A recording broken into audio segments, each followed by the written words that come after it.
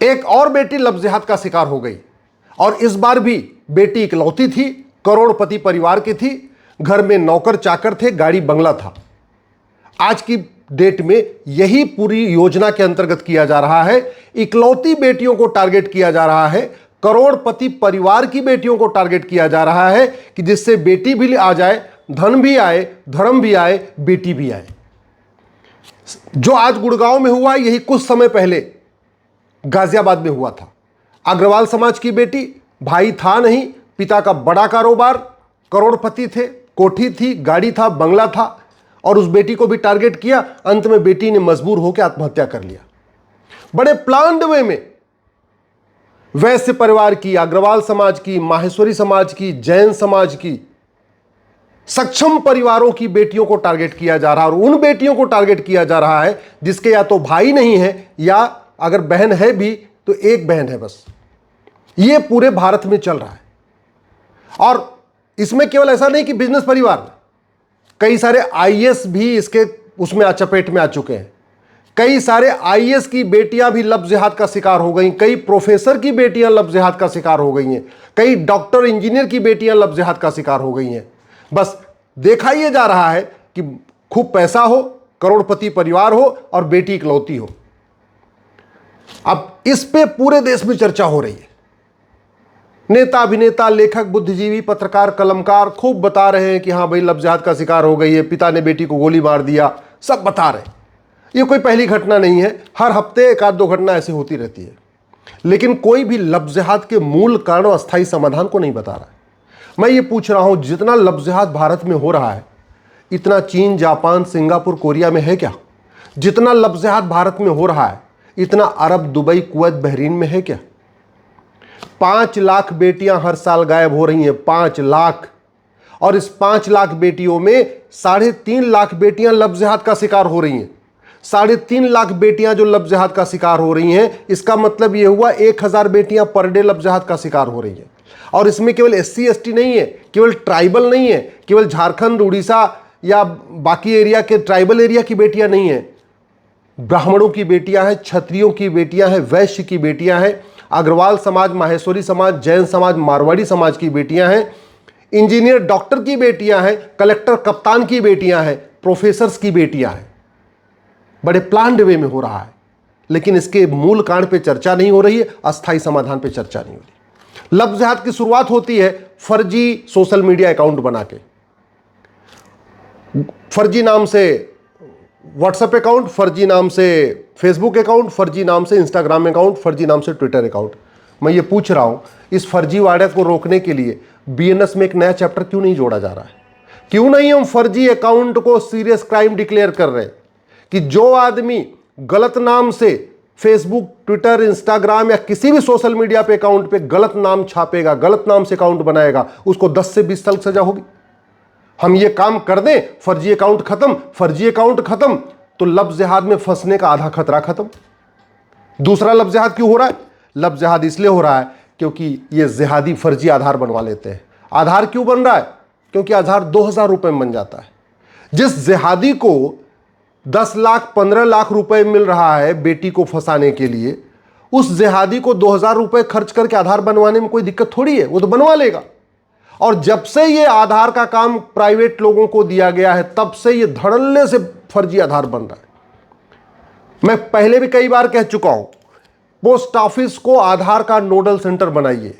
आधार केवल post office पे बनना चाहिए और कहीं नहीं बनना चाहिए। पोस्ट ऑफिस सेंट्रल गवर्नमेंट के अंडर में है। पोस्टमैन के पास कोई काम नहीं है, पोस्ट ऑफिस में कोई काम नहीं है, तो कम से कम पोस्ट ऑफिस को 2 काम दे दीजिए कि आधार पोस्ट ऑफिस में बनेगा, वोटर ID पोस्ट ऑफिस में बनेगी। पोस्टमैन को वहां के गांव के बारे में सबको पता होता है, वो पूरी तरीके से जांच परख के काम करेगा। पोस्टमैन पैसा लेने से पहले 10 बार सोचेगा, क्योंकि गवर्नमेंट का एम्प्लॉई है। ये प्राइवेट लोग तो 2-2 हज़ार बनाते चले जा रहे हैं। इस पे चिंता करनी पड़ेगी। अगर हमें लव जिहाद रोकना है तो फर्जी अकाउंट को गंभीर अपराध घोषित करने के साथ साथ फर्जी डॉक्यूमेंट बनाने और फर्जी डॉक्यूमेंट बनवाने को गंभीर अपराध घोषित करना पड़ेगा, तब जाके लव जिहाद रुकेगा। लव जिहाद अगर हमें रोकना है तो सबसे पहले फंडिंग रोकनी पड़ेगी।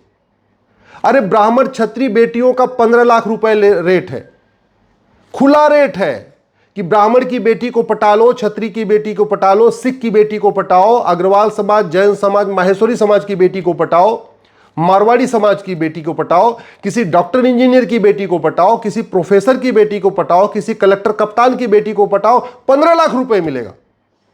15 लाख रुपए में 5-6 लाख रुपए की वो बच्ची से बाइक खरीद लेता है, 1-2 लाख रुपए में अच्छे अच्छे कपड़े खरीद लेता है, खूब चश्मा उस्मा खरीद लेता है और फिर उस बेटी की चक्कर लगाना शुरू कर देता है। और इन जिहादियों को फंडिंग कराने के लिए कांग्रेस ने 2010 में एफसीआरए कानून बनाया था। जब तक एफसीआरए खत्म नहीं होगा तब तक फंडिंग नहीं रुकेगी, फंडिंग नहीं रुकेगी तब तक लफ्ज़ जिहाद नहीं रुकेगा। मैं पहले भी कई बार कह चुका हूं, आज भी कह रहा हूं, एक भी अंग्रेजी कानून छूटा और एक भी अगर कांग्रेसी कानून छूटा तो भारत नहीं बचेगा, सनातन धर्म नहीं बचेगा। क्योंकि अंग्रेजों ने और कांग्रेस ने जितने भी कानून बनाए हैं सब वो भारत को बर्बाद करने के लिए, हिंदुओं को खत्म करने के लिए, हिंदुस्तान को खत्म करने के लिए, सनातन को खत्म करने के लिए बनाए। अगर जब तक इनकी फंडिंग नहीं बंद होगी, और फंडिंग कहां से आ रही है? नकली दवाओं के कारोबार से। ये नकली दवाओं का कारोबार क्यों चल रहा है? क्योंकि कानून घटिया है। नकली दवाओं कारोबार बंद होगा, लफ्ज़ जिहाद की फंडिंग रुकेगी, लफ्ज़ जिहाद की फंडिंग रुकेगी तो स्वाभाविक सी बात है लफ्ज़ जिहाद कम होगा, हमारी बेटियां बचेंगी। इसलिए हमें ये नकली दवाओं के लिए जो कानून है इसको बदलना पड़ेगा। कानून महा घटिया है। जो ड्रग्स जिहाद चल रहा है भारत में, उससे जो पैसा आ रहा है, ड्रग के जरिए जो पैसा आ रहा है, अफीम, कोकीन, हीरोइन बेच के, उससे लफ्ज़ जिहाद की फंडिंग हो रही है। तो जब तक ये जब तक ये ड्रग्स जिहाद नहीं रुकेगा तब तक फंडिंग नहीं रुकेगी, फंडिंग नहीं रुकेगी तो लफ्ज़ जिहाद नहीं रुकेगा।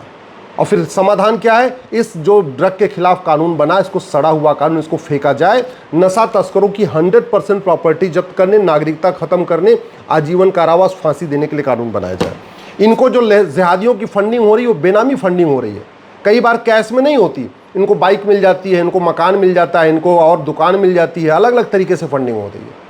और इसलिए इस बेनामी वाला जो कानून है, ये सड़ा हुआ कानून, इसको बदलना पड़ेगा। इस जिहादियों की फंडिंग ब्लैक मनी से हो रही है, जो भारत के अंदर ब्लैक मनी जनरेट हो रही है। और ब्लैक मनी तब तक नहीं बंद होगी जब तक 100 रुपये से बड़ी नोट बंद नहीं होगी और 5000 रुपये से महंगे सामान का कैश लेन देन नहीं बंद होगा। ये जिहादियों की फंडिंग हवाला के जरिए हो रही है, हवाला के जरिए फंडिंग हो रही है। और ये हवाला कारोबार तभी बंद होगा जब 100 रुपये से बड़ी नोट बंद होगी, 5000 रुपये से महंगे सामान का कैश लेन बंद होगा और हवाला कारोबारियों की 100% प्रॉपर्टी जब्त करने, नागरिकता खत्म करने और फांसी देने के लिए कानून बनेगा। अगर ये लफ्ज़ जिहाद रोकना है तो जो वक्फ बोर्ड 40 लाख एकड़ ज़मीन पर कब्जा करके बैठा हुआ है और उससे जो पैसा कमा रहा है उसको बंद करना पड़ेगा। अगर हमें लफ्ज़ जिहाद रोकना है तो मज़ार, दरगाह, पक्का कब्रिस्तान की इसकी ऑडिट करानी पड़ेगी। लफ्ज़ जिहाद अगर हमें रोकना है तो इसको हमें राष्ट्र की सुरक्षा के लिए खतरा घोषित करना पड़ेगा, जिहादियों पे एनएसए लगाना पड़ेगा। लफ्ज़ जिहाद हमें रोकना है तो इसे अनलॉफुल एक्टिविटी डिक्लेयर करना पड़ेगा, क्योंकि हमारी देश की एकता अखंडता के लिए खतरा है। और जिहादियों और उनके मददगारों पे यूएपीए लगाना पड़ेगा। लफ्ज़ जिहाद अगर हमें रोकना है तो इसे ऑर्गेनाइज क्राइम डिक्लेयर करना होगा और जिहादियों और उनके मददगारों पे ऑर्गेनाइज क्राइम की धारा लगानी पड़ेगी। अगर हमें लफ्ज़ जिहाद रोकना है तो इन जिहादियों का narco polygraph brain mapping test करके पूछना पड़ेगा कि कौन कौन है तुम्हारे पूरे सिंडिकेट में। एक आदमी जो सामने दिखता है लफ्ज़ जिहाद करता वही नहीं होता, उसके कम से कम 10 आगे 10 पीछे भी होते हैं। पूरा गैंग होता है इनका, और वो गैंग का नाम नहीं बताता। कैसे बताएगा? बताएगा तब जब नार्को पॉलीग्राफ ब्रेन मैपिंग कानून बनेगा। इन जिहादियों को पकड़ के इनका narco polygraph brain mapping test होगा और टेस्ट करके पूरे गैंग के बारे में पता किया जाएगा और पूरे गैंग को जेल में डाला जाएगा। पूरे गैंग की प्रॉपर्टी जब्त होगी। जब पूरे गैंग को सजा मिलेगी तब जाके लफ्ज़ जिहाद रुकेगा। लफ्ज़ जिहाद रोकना है तो हमें इस घटिया नागरिकता वाले कानून को बदलना पड़ेगा, जो 1955 में बना था, नेहरू जी ने बनाया था।